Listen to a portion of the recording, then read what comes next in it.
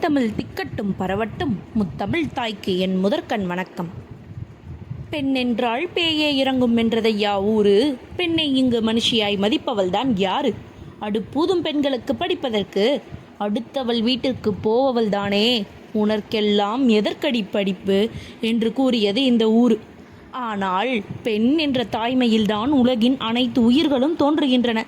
பெண்கள் நம் நாட்டின் கண்கள் என்ற வாசகத்திற்கேற்ப ஒரு நாட்டின் வளர்ச்சிக்கு அறிவியலும் பொருளாதாரமும் எந்த அளவிற்கு அவசியமோ அதே அளவிற்கு ஒரு நல்ல சமுதாயம் உருவாகுவதற்கு பெண்கள் கல்வி கற்பது அவசியமாகும். ஒரு பெண் இந்த சமூகத்தில் தன் பெற்றோருக்கு நல்ல மகளாகவும், உடன் பிறந்தவர்களுக்கு சகோதரியாகவும், கட்டிய கணவனுக்கு மனைவியாகவும், பெற்ற பிள்ளைகளுக்கு நல்ல தாயாகவும் சிறந்து விளங்குகிறாள். பழங்காலத்தில் இந்த நாட்டை ஆண்ட அரசர்களையும் கவிதைகள் கூறிய புலவர்களையும் மட்டுமே சிறப்பாக கூறி புகழ்ந்து பாடி வந்தனர். ஆனால் இவ்வுலகில் நல்லதை எடுத்து கூறிய ஔவையார், வெண்ணிக்குயத்தியர், காவற்பெண்டு, நற்பசலையார், பொன்முடியார் போன்ற பெண் பார்ப்புலவர்கள் பலரும் உள்ளனர். பெண்களின் வளர்ச்சியை பற்றி அறியாத சில மூடர்கள்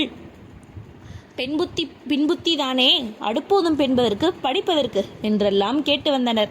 ஆனால் பெண்களின் இந்த அவல நிலையை மாற்றியமைக்கவே பல தலைவர்களான மகாகவி பாரதி, கல்விக்கு கண் திறந்த வள்ளல் கர்ம வீரர் காமராசர் போன்ற பல தலைவர்களால் பெண்களுக்கு கல்வி திட்டமானது கிடைக்கப்பட்டது. பெண் கல்வியின் முக்கியத்துவத்தை எடுத்துரைப்பதற்காக பட்டங்கள் ஆள்வதும் சட்டங்கள் செய்வதும் பாரினில் பெண்கள் நடத்த வந்தோம் என்ற பாடலை பாரதி பெண்களை போற்றி பாடியுள்ளார். இப்பேற்பட்ட புகழ் கவிஞர்கள் பெண்களை எதற்காக போற்றி பாடியுள்ளார்கள்?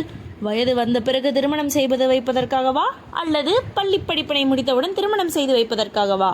அல்ல, மாறாக எல்லா துறைகளிலும் ஆண்களுக்கு சலித்தவர்கள் பெண்கள் இல்லை என்பதை நிரூபிப்பதற்காக மட்டுமே. நன்றி, வணக்கம்.